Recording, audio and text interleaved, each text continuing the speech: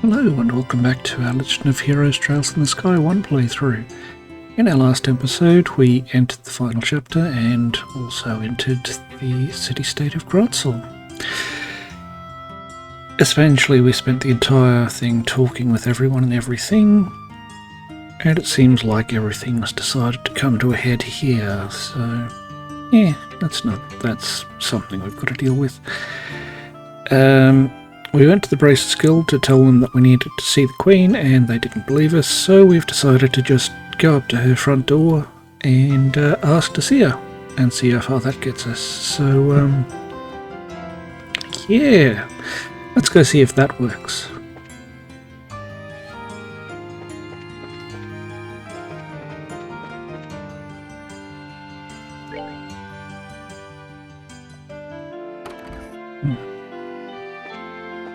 I mean, it's a very nice house, but it seems very lonely. Martin laughs. The martial arts competition is underway at long last. An event of this scale should only be experienced as a family unit, no? I will believe you, sir. Marion says, my husband, well, he's crazy for big public events. During the martial arts competition and the Queen's birthday celebration, he's pretty much inconsolable. Well, good for him.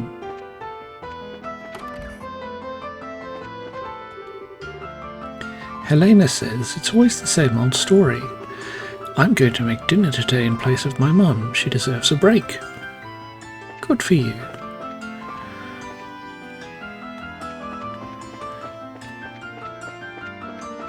Queen.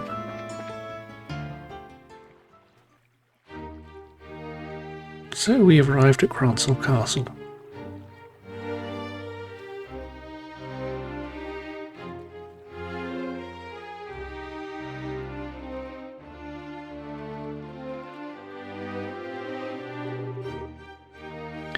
Estelle says, wow, so that's Gratzl Castle. It's gorgeous. I guess it really is fit for a queen. Joshua says, it's not just pretty, it's also really solidly built. For instance, look at the main gate. Estelle says, yeah, I don't think getting through there would be an easy task.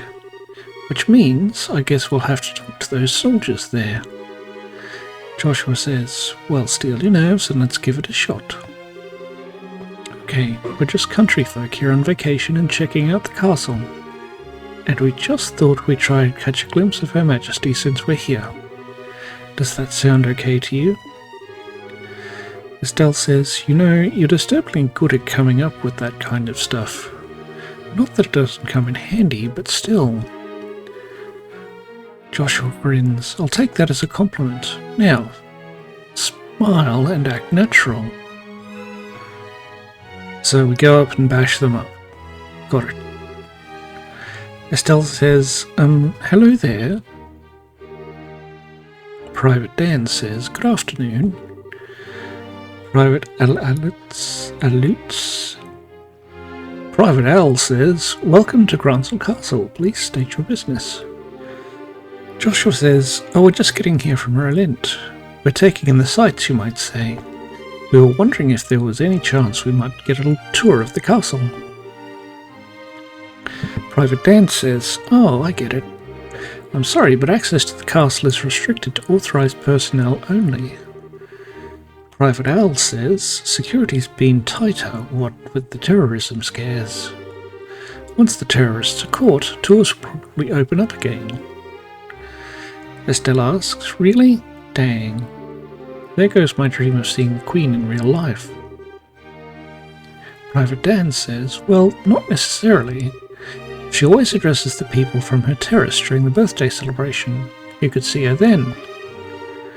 Private Al says, fair warning though, Her Majesty hasn't been in the best of health these days. I don't know if she'll be able to manage her traditional greeting. Estelle asks, huh? Joshua asks, Her Majesty is ill? Private Al says, yes, I hear it's because of stress. Or maybe from the shock of learning the Royal Guardsmen were involved in a terrorist plot. She hasn't been seen much lately. I believe she's resting in her private quarters. Estelle says, oh. Private Dan says, damn the guardsmen, how could they just turn traitor like that? Never did like those damned elitist jerks anyway. Private Al says, but Lieutenant Schwartz was always so kind and considerate to everyone. She even taught us court etiquette and how to wield a sword. It's just hard for me to picture someone like that as a terrorist. Private Dan says, of course it's hard. She probably left because she felt responsible for her men's actions. Or Lieutenant Schwartz.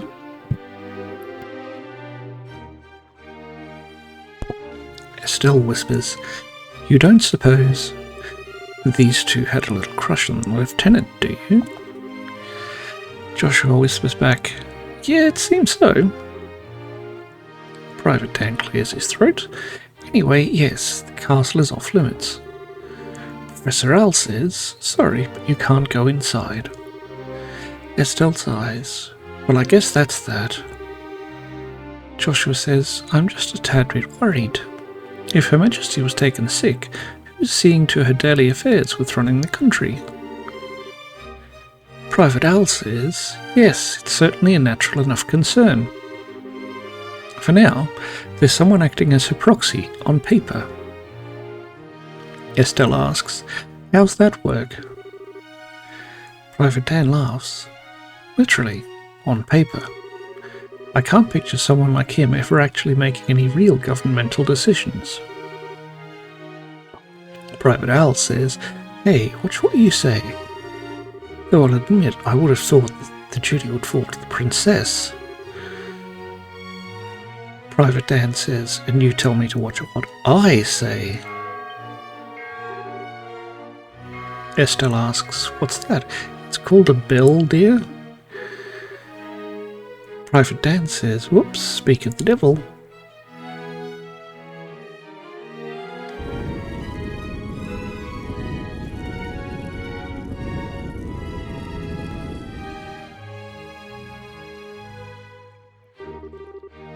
Oh.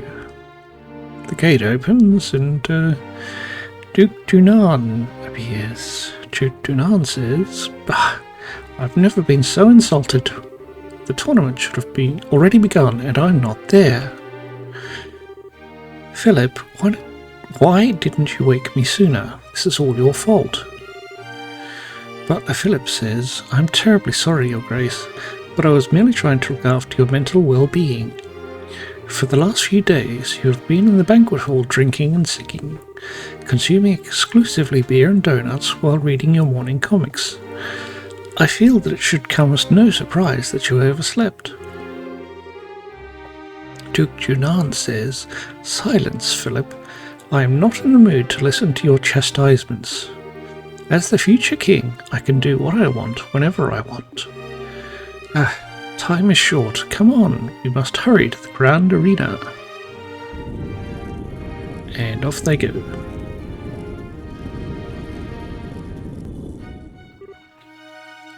Estelle says, Joshua asks, by any chance, was that... Private Dan says, we know. Don't even say it. That was His Grace the Duke, acting proxy for Her Majesty. Estelle says, wow, suddenly I fear for the entire country. Private Al says, well, don't worry too much, he has a very reliable assistant. And it's thanks to him that we haven't had any major incidents lately. Joshua says, do tell. Private Dan laughs. Colonel Richard of the Royal Army Intelligence Division. Since the Duke is more of the playboy sort, the Colonel handles all the government affairs. Estelle whispers, I knew it. Joshua whispers back, they're pushing harder into the core of the kingdom than I'd expected. Private Dan says, so try not to let this whole thing get you down. Gransel's got plenty of other famous places you can check out. Private Al says, yeah, when you're in the royal city after all. Just go at your own pace. Estelle says, "You're right, we will." Joshua says, "Thank you both for your kindness." And off they toddle. Estelle says, "Well, that was informative.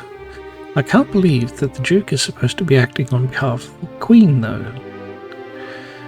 Joshua says, "The real power is probably in the hands of Colonel Richard. What's more, no one around him has any clue that he's the one pulling all the strings. Being able to control the flow of information must be an extremely useful tool." Estelle sighs, "You're not supposed to envy the enemy. And anyway, it looks like the Duke is going to that fighting tournament. Can we go too?" Joshua says, "Yeah. If nothing else, we need to keep an eye on what he's up to." Estelle says, "That settles it then. Which way was it to the Grand Arena?" Joshua says, "I believe it's in the east block. So back to the main road, then east." Right, back to the main road. And then east.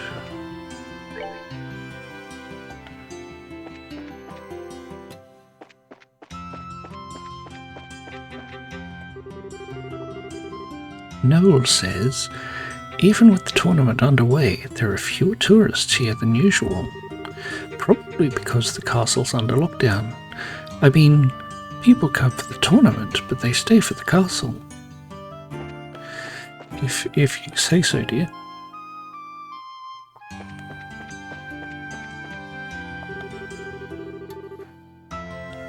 Builna? Builna? Beulah. B something. B something says, "Everyone in the city always looks forward to the annual martial arts competition." And that's all she says. Because why not, I guess.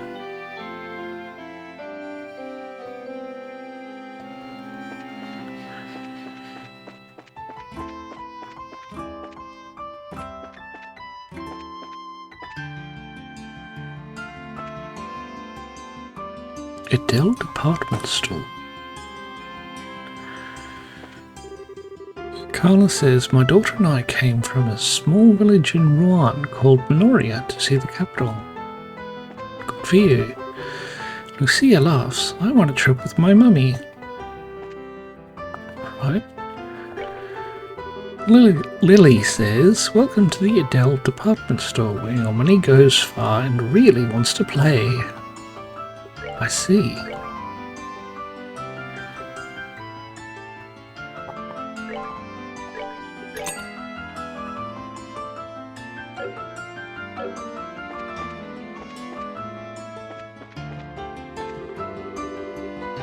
Earl says, "It would make for a really nice gift, don't you think?"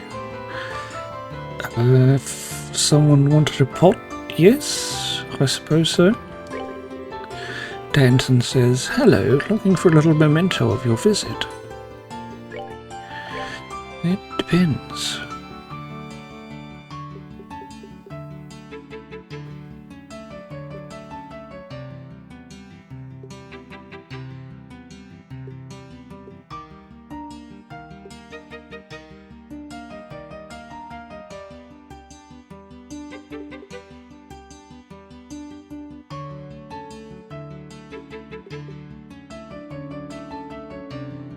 Alright, so what is the difference between prevents death blows and prevents KO?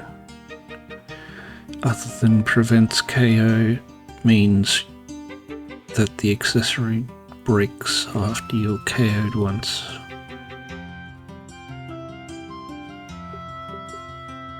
Uncertain. And I have no idea how to test it either. Sophina says, "I blew in from Beausset to sell some of my merchandise." Good for you, yes. Sienna says, "Oh, they have stuff from revenue. Score. But why is it you can only ever find the things you want when you have no money?" Yeah, I can sympathise with you, dear. Kitty says, welcome. Would you like to try a free sample of our tea? I can even teach you how to prepare your very own cup. Well, yes. Apparently we can't.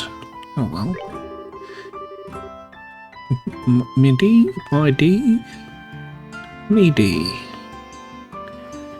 M says, the girl over there is giving out free tea samples. That's my twin sister Kitty. She's the most popular waitress here right now. She stole the tea selling position from me and said it was okay because she's older and wiser. She actually said wiser. I'll show her. I'll be the best tea seller ever.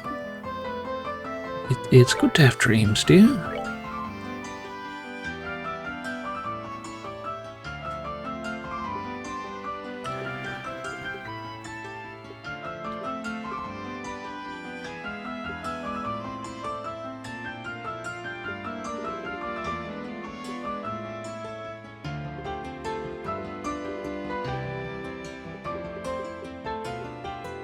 Yep, still have no idea what kibble salt is.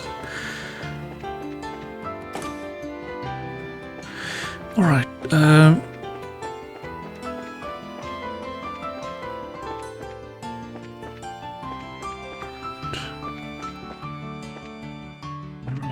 excuse me, is this the World Wrestling Federation?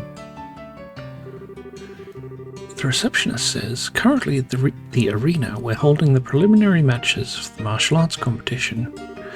May I see your tickets? Ticket sales are to the right. Godfrey says, the Border Garrison team is totally going to win again this year. If you say so. So, no. Alright. Robin says, so let's see, who should I cheer for this year? Maybe I'll just cheer for blood. Doesn't matter whose. Kane would love you, my dear. Leafa.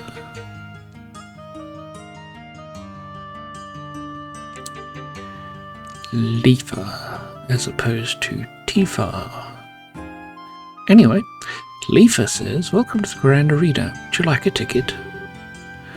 Estelle says, yes, do please. Leafa says, preliminaries are in progress right now, but the main event will last for 3 days, starting tomorrow. Which day would you like your ticket? Estelle asks, Joshua says, actually, we were hoping to catch the preliminary matches if we could. Leafa says, oh, alright then. They're already more than halfway finished, though. Will that be a problem? Estelle says, nope, no problem at all. Leafa says, okay, bad value, but hey, it's not my money. That'll be 1,000 monies. Estelle says, wow, that's a lot. Joshua says, I had heard there was some kind of discount for the birthday celebration. Leafa says, I'm sorry, sir. This year there have been some complications that have made it impossible for us to offer discounts. Estelle says, oh, okay, that's pretty sucky, but what can you do? Let's see, 900, 950. Here's your 1,000 monies. Leafa says, thank you very much. They had better be gold-plated tickets, is all I can say. Here are your tickets. We received 2 Grand Arena tickets. Leafa says, the entrance to the arena is directly to your left. Show your tickets at the gate. Right?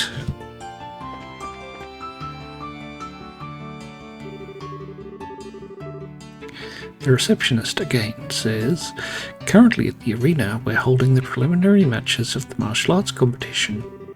May I see your tickets? We have handed over the Grand Arena tickets. The receptionist says, thanks, everything seems to be in order. You may enter at your discretion. Could we not keep the tickets, considering how much they cost? Estelle says, oh wow, This room is gorgeous. Joshua says, this is the entrance hall. Audience seats from the second floor, apparently. Estelle says, let's take a look. Clark says, if you want to watch the preliminaries, you'd better hurry up. I believe you might just be in time to catch the 7th match. Sonia? Sue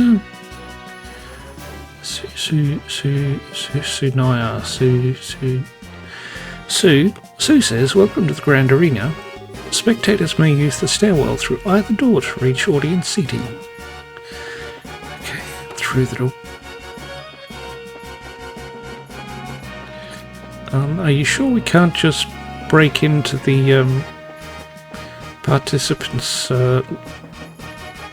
changing rooms and slather them in baby oil or something? It's a Pokemon stadium. Estelle says, oh wow, look at all these people. Joshua says, yeah, there's some serious enthusiasm in the air. Judging by the number of spectators, this must be a major event. Estelle says, I wonder how far the prelim rounds go. The chairman's voice says, thank you for your patience. The 7th round is now starting. Estelle says, oh, looks like they're starting up. Joshua says, well, let's go find ourselves a place to sit down. The chairman's voice says, Southside, Blue Team. Border Patrol, 2nd Regiment Team. Captain is 2nd Lieutenant Sammy.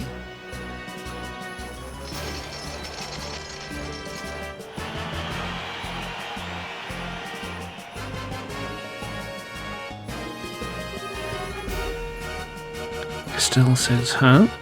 I thought the matches were one-on-one.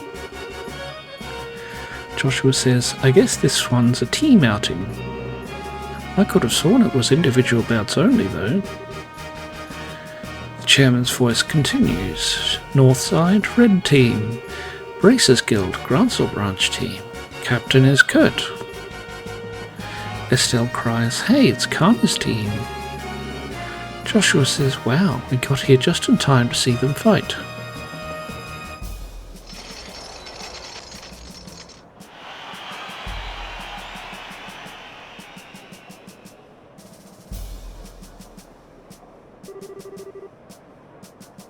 The referee says, this begins the 7th preliminary match. Both teams go to your starting places. And so they split up. The referee says, take your positions. Begin! Round 1, fight!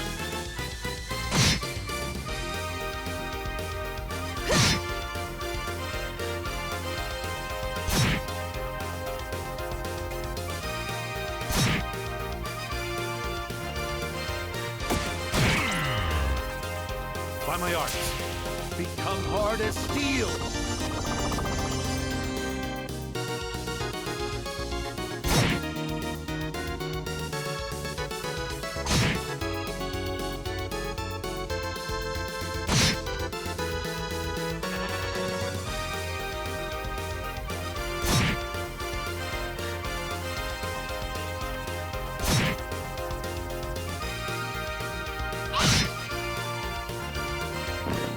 By my art, be calming as ocean waves.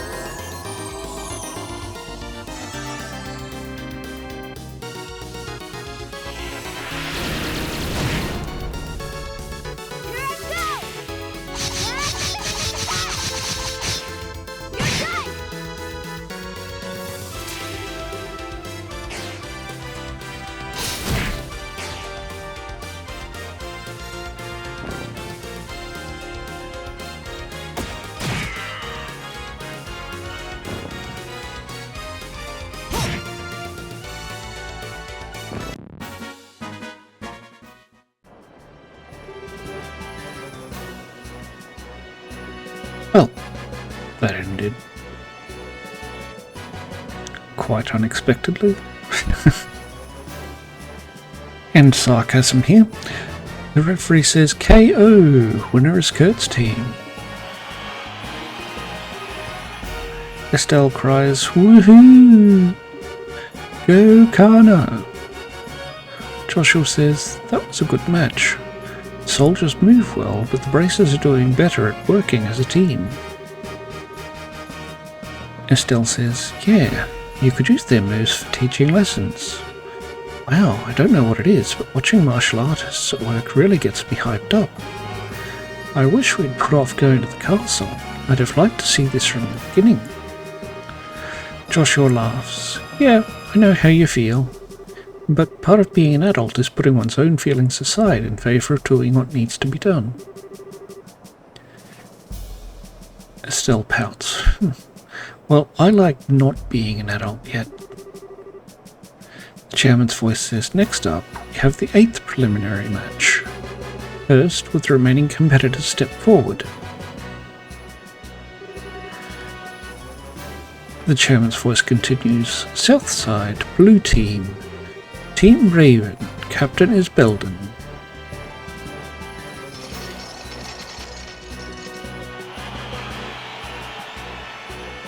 Not really an easy way to tell them apart, is there? Estelle asks, what are those guys doing here? Joshua says, oh yeah, that's that group from the warehouse district in Rouen. I see, the competition's open to the general public. Estelle sighs, ugh. They stick out like sore thumbs. They really don't deserve to be counted amongst professional soldiers and martial artists. The chairman's voice continues, North Side, Red Team. From the neighbouring Calvard Republic, appearing alone, it's Zin. Estelle stammers, Zin? Joshua says, another familiar face, eh? A small world. But fighting alone is going to be a real handicap for him. Estelle says, no kidding. He may be fighting a bunch of punks, but if they surround him, he's in real trouble.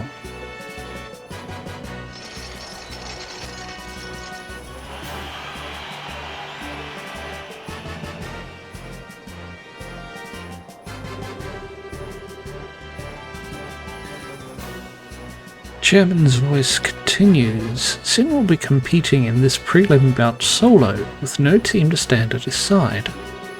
He fights at a considerable disadvantage, but his prodigious skill will make this match a sight to behold. We ask all in attendance to understand the arrangement. The referee steps forward and says, this begins the 8th preliminary match. Both teams go to your starting places.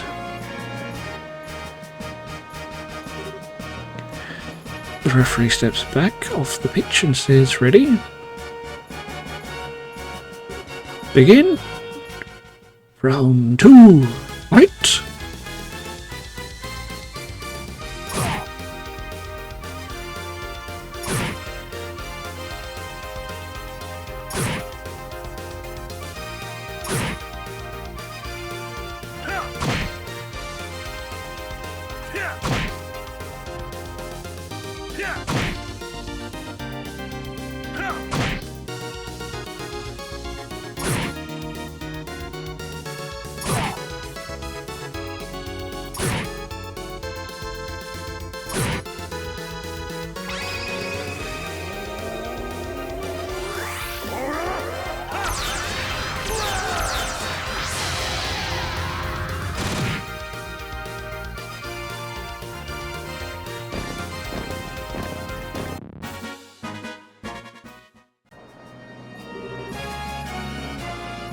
Well, Hadouken wins the day again.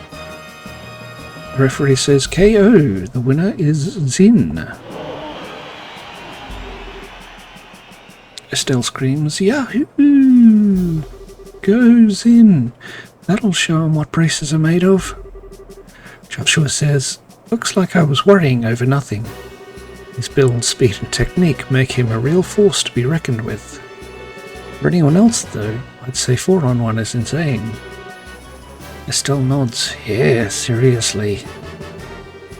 Chairman's voice says, current match will mark the end of the preliminaries. 8 teams will be competing in the no-holds-barred matches. Competition opens tomorrow, and over 3 days the ultimate champions will be decided. Now we will hear some words from the tournament sponsor, Duke Dunan. Duke Dunan clears his throat. My dear ladies and gentlemen, I thank you for your efforts in today's fine matches. I regret that government affairs forced me to miss the first half of them, but I was here for the second half, and what I saw was an exciting and enjoyable display of technique and talent. The distressing news of recent terrorist activities has had an unfortunate impact on Her Majesty's health, but I ask that she take heart. She has entrusted her governmental duties to me, Junan von Orleans, and I will do all I can to live up to your expectations. Let us all remember the spirit and enthusiasm we feel during this competition, and recall it in the days ahead. I hope you'll all enjoy tomorrow's no-holds-barred Battle Royale.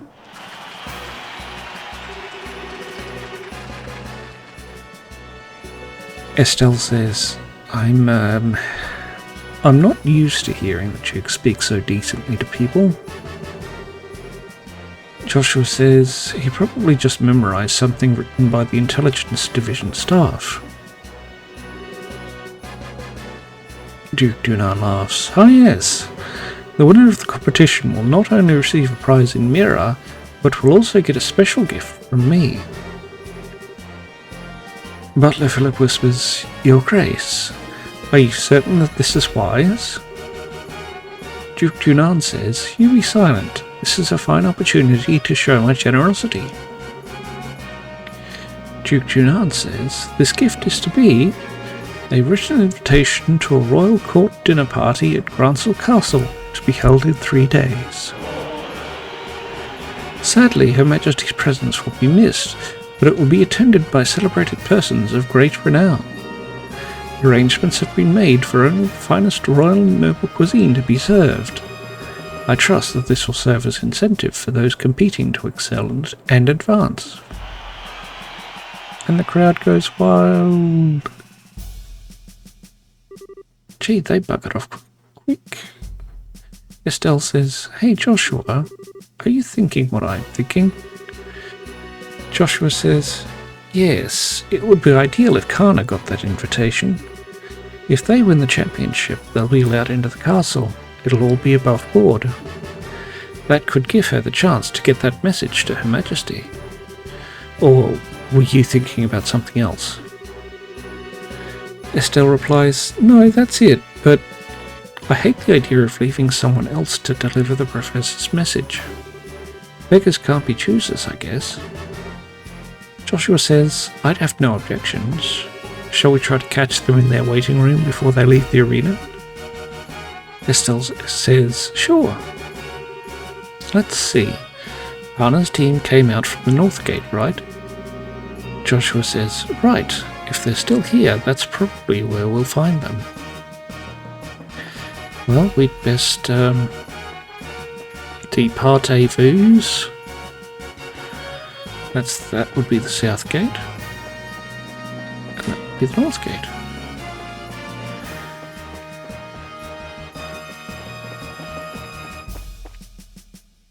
Oh, there they are. Estelle cries, Kana, hi everyone, congrats on making it through the preliminaries. Adelaide says, Hey, it's the new kids. Kana says, Oh hey guys.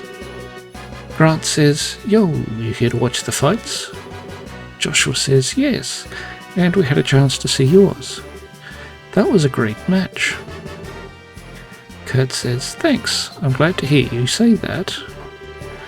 I don't get the sudden change to make it a team competition though. I don't get the sudden change to make it to a team competition though. Annalise says, Yeah, me neither, it's weird. Kana says, but it's been okay so far. All of our members are in one piece. Master Zin must be worried, though. Estelle asks, oh, you know Zin too? Kana replies, I don't know if I'd say that, but I know the name. He's a famous bracer in the Republic. People call him Zin the Immovable. Kurt says he apparently came to LaBelle specifically to be in this tournament. Then the promoters threw a wrench in the works and changed it from single to team competition. Grant says, and I'm betting that His Grace was the one behind that idea. Either way, Master Zin still had no choice but to register as a one-man team. Estelle says, oh, okay. Ugh, the Duke is a pain in the butt. No, the Duke is a pain in the arse no matter where he goes. Kurt laughs. No argument there. Still, this is going to make it hard for him to really show what he can do. Grant says, no kidding. It's too bad no one's around to fight beside him. Grant says, say. Kana says, well. Kurt says, Annalise says, maybe. Estelle is completely bewildered. She says, what just happened? You all got this creepy, serious look. Kurt says, no, we were just thinking. What would you say to teaming up with Zin in the later no-holds-barred fights? Estelle says, well, Wait, what? Joshua asks, teaming up with him, is that even allowed? Kana says it's not his fault that the rules in the competition were changed at the last minute. If one of the core rules can be changed, then I think we've got some wiggle room. Grant says there really are no other braces available that we could ask. Scheherazade is busy, and we haven't been able to contact Agate. Similar story for everyone else, really.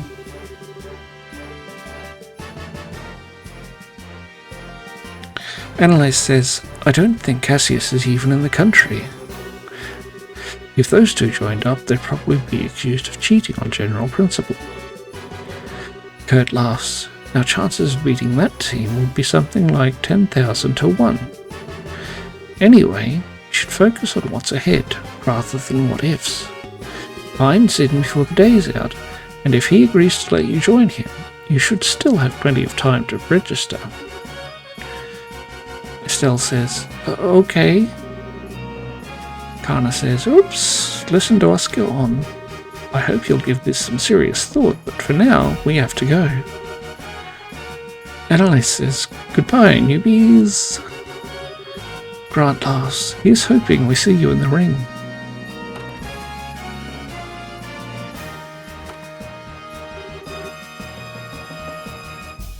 Joshua asks, what do you think, Estelle? Sure went from talking shop to something else entirely. Estelle laughs maniacally. Joshua asks, are you okay? Estelle says, yeah. Yeah. That's it. Now that's what I'm talking about. Oh, almighty Aidos, thank you so much for your bountiful favour. Joshua can't believe his ears. He says, you're cracked. Estelle says, think about it. We can be in the martial arts competition. And we can help Zin in the process. Not to mention, check out that awesome castle. And be a part of the big final ultimate super duper intense battle royale. She cries, we can kill 3 birds with 1 stone. Joshua asks, you really wanted to do this that badly? We haven't even entered yet, much less made it into the final match. It would be nice to be able to handle the professor's request by ourselves, though. Assuming we even made it through, that is. Estelle grins. Yeah, and think of how awesome it would be to win. Plus, we can't just leave Zin twisting in the wind. Let's go find him and ask to join his team. Joshua asks, would you happen to have any idea of where he actually is? Estelle says, now don't confuse the issue with the facts. Joshua groans. Would you settle down for 2 seconds, please? Let's go back to the guild and report it to Elnan. He's also the one who's most likely to know where Zin is. So we head back and enter the Grants Racers Guild. Elnan says, I see. Yes, Zin requested the Bracers send him some helping hands. I hadn't said anything to you guys since you're working on the request from the professor, but thanks to the whim of his grace, we can handle both tasks at once. Estelle chuckles. Nice to see his selfishness work in our favour for once. Joshua asks, what do you think about participating in the martial arts competition? Elnan replies, well, I think there is merit in allowing a skill which is practiced to be used without restraint, and with 2 Bracers teams participating, our chances of gaining access to the castle are doubled. You needn't even get the others involved until and unless you lose. Personally, I think it's a splendid idea. Estelle cries, woohoo, that's my kind of encouragement. So, any clue where we might be able to find Zin? Elnan says, more often than not, he's in the bar down the street. Failing that, he stays at the Calvard Republic's embassy. Estelle replies, gotcha. Makes sense, since that's where he's from. Joshua says, the embassy is in the same block as the arena. We can stick our heels in the... We can stick our heads in the door at the bar along the way. Estelle nods. Okay. Elnan says, oh, by the way, where are you 2 planning to stay while you're here? Estelle replies, well, we could stay in a hotel. Joshua says, if I'm not mistaken, the Northern Block holds the largest hotel in the entire kingdom. Elnan replies, yes, the Hotel Roenbold. If I may, allow us to cover the cost of your room. The Gransel branch can afford it. Estelle says, whoa, really? Joshua says, that's too much, honestly, impossibly. Elnan says, I consider it a necessary expense in the course of completing the professor's request. I wish I could provide more. Estelle says, no, just a room's good by me. Joshua says, very well then, we accept your offer. Elnan says, I'll book your room then. Just give your name at the front desk this evening, and someone will help you.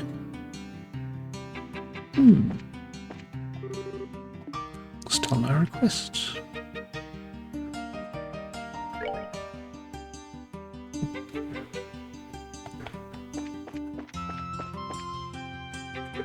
Fisherman's.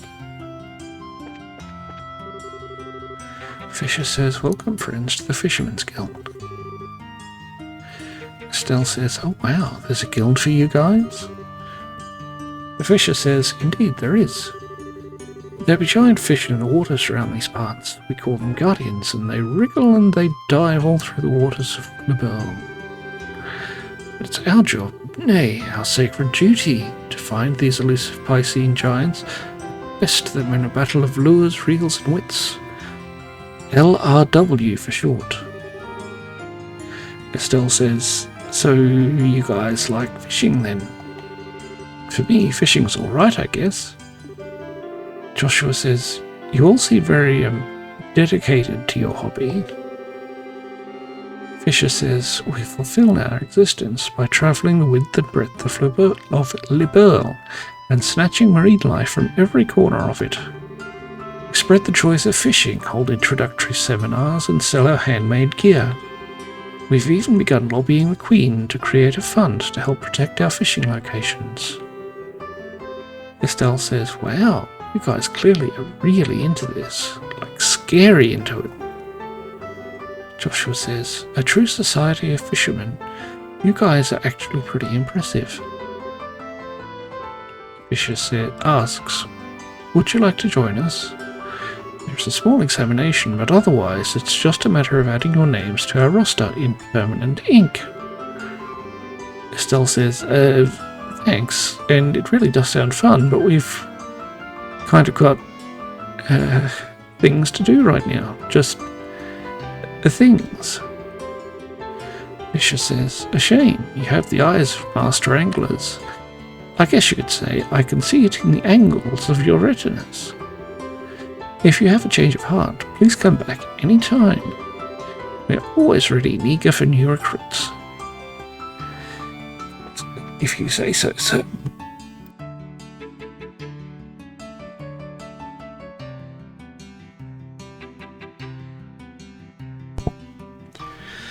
Okay, let's see if we can find this pub.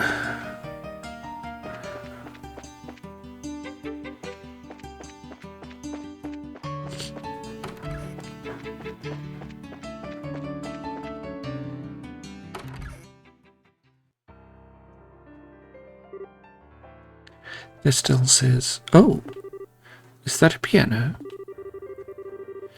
Joshua says, yes, not just a record either. It sounds like someone's playing inside. I feel like I've heard that melody somewhere before. Estelle says, I've got a bad feeling about this.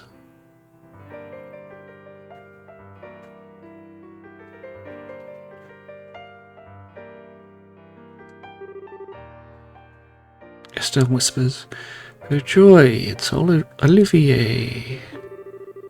Still, I always figured his talk of being a travelling musician was a bunch of hot air. Joshua whispers back, he's actually pretty good. I guess he really wasn't kidding, eh? Estelle says, yeah, I'm kind of in shock.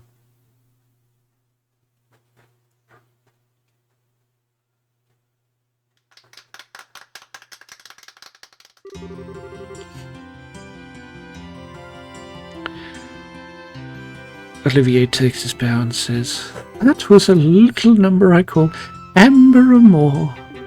It was originally a simple interlude in an opera whose name does not matter. I have infused it with the power of love and devotion, and invite you all to tip your ears and drink deep of that power. And Estelle and Joshua walk over to him. Estelle says, I take it all back, he's just a weirdo. She sighs. Now I feel all dirty for letting the soul get to me. Joshua says, nice to see you again, Olivier. What brings you to the royal city? Olivier replies, I could little resist the pull of this place. It drew me here as surely as the sirens' fallen tears are wept from the rivers to the sea. So here I stand, my raven-topped highness, reunited with you at last. Joshua sighs. You really haven't changed at all. Estelle pouts. That's enough out of you. If I have to be subjected to this, let's at least sit down for a minute. Acting all smug and dandy, totally oblivious to how tactless you are.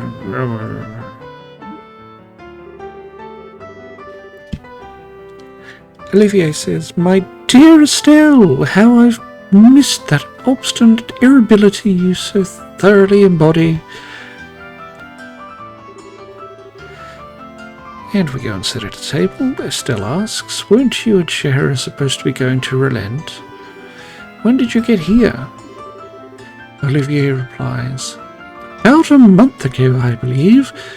After we parted company, Shara and I spent a short yet blissful time in relent. But alas, the overwhelming spirit of wanderlust that courses through my veins eventually got the better of me. It was all I could do to pull away from weeping, darling Shira, to protect her from being swept away to the blazing, dazzling wonder. Joshua smiles. What amazes me is that you can actually say that with a straight face. Estelle says, I'm betting that she drank you under the table every night until you finally decided to run off with your tail between your legs. Olivier says, oh. Estelle smiles, and then you figured you'd try your luck at drinking with Hyena, right? Ah, but you didn't know about Hyena, did you, Olivier? She's one of Cheryl's closest friends, works at the information desk at the Roulette branch, and as far as drinking goes, she's the only person I've ever seen who could outdo Cheryl.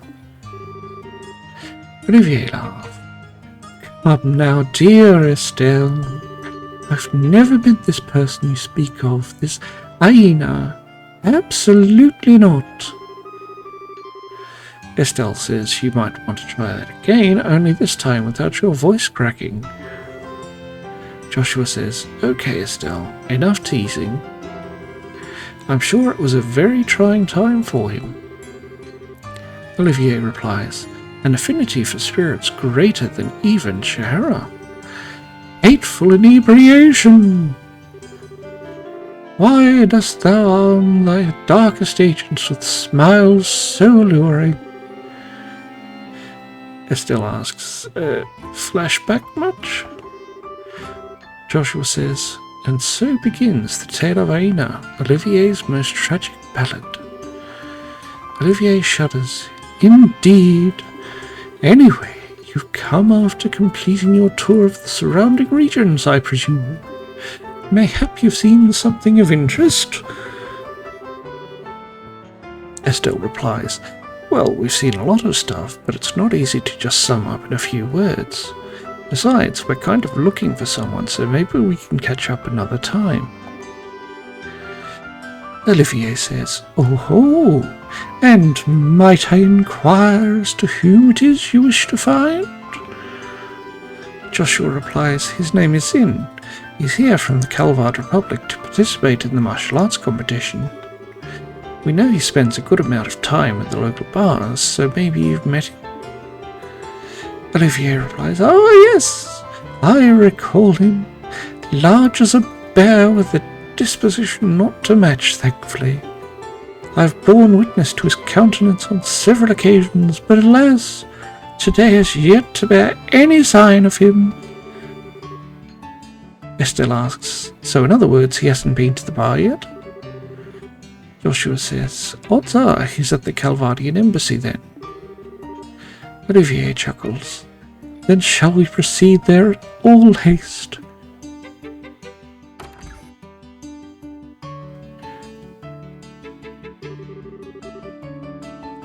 Estelle asks, how is it a matter of course with you to come with us? Olivier laughs.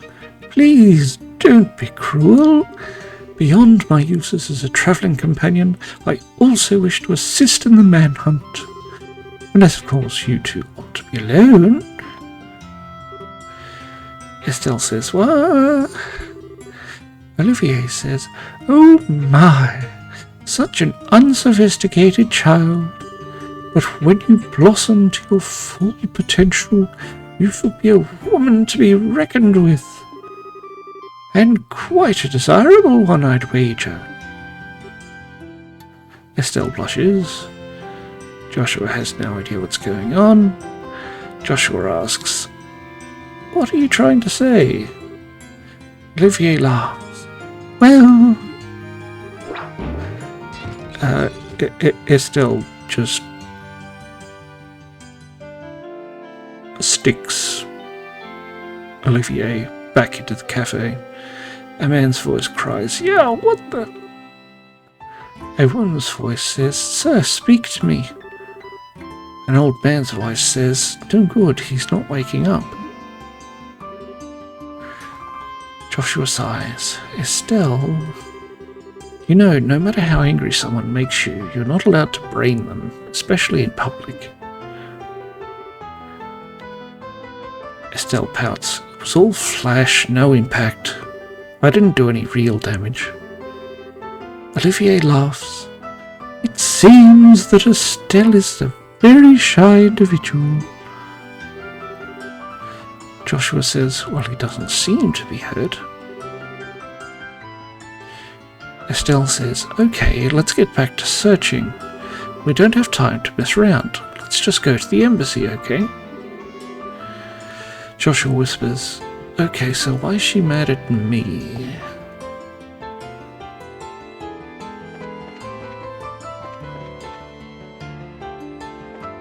Oh yes, Olivier's out like a light. You just have to leave him there.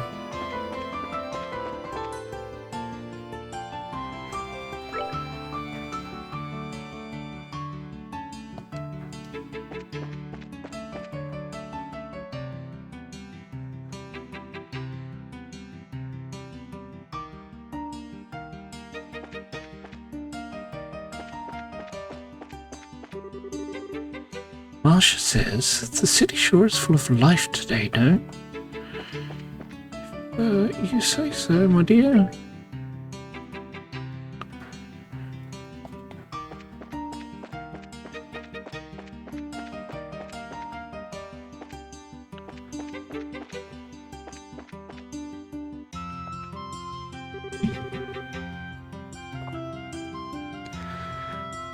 Private Tact says, this is the embassy of the Calvard Republic. What's your business here? Estelle says, we're looking for a person named Zin. Joshua asks, may we see him, please? Private Tact says, oh, you're here to see Zin, are you? Have you actually met the man? First time I did, I almost peed myself. I was like, holy crap, he ain't a man, he's a grizzly. Estelle chuckles. He's a pretty big fella, that's for sure. Private Tact says, but he's really friendly once you start talking with him. He even gave me a meat bun when I told him I was hungry during my shift one day. Estelle nods. Yeah, he's the kind of guy you can really count on, like a big brother. Joshua says, indeed. So, may we see him? Private Tact replies, oh yes, sorry. He actually stepped out again shortly after returning, said he had some business to take care of. Looking for a place to meditate and prepare for the tournament or some such thing. Estelle says, meditate, huh? Man, he's not kidding around. Joshua asks, where do you think such a place might be found? Private Tact replies, well, when he left here, he was headed for the Arab scenic route. That old forest path has a feeling to it, not unlike a park, and it being monster-infested makes it a good training ground. Joshua says, the Arab scenic route? Okay, let's go. Come on, Estelle, we have to go find him. Estelle says, roger that. Private Tact says, oh, hang on. If you're going to the Arab scenic route, there's one thing you need to know. There's a place nearby called the Arab Royal Villa. Estelle replies, oh, we heard about that place. Joshua says, I assume you're going to tell us that it's been commandeered for the anti-terror division, so it's totally locked down? Private Tact says, good guess. They can raise quite a ruckus over there. Watch your backs.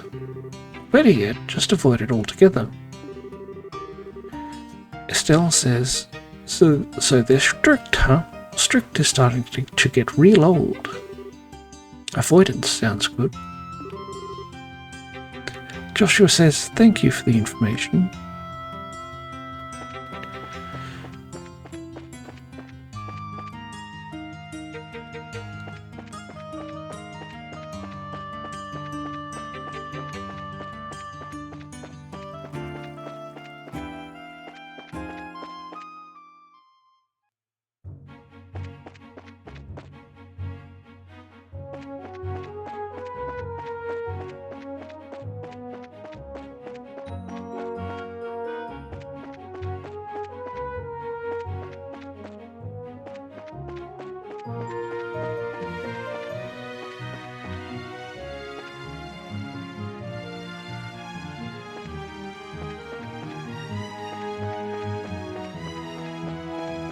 able to go further.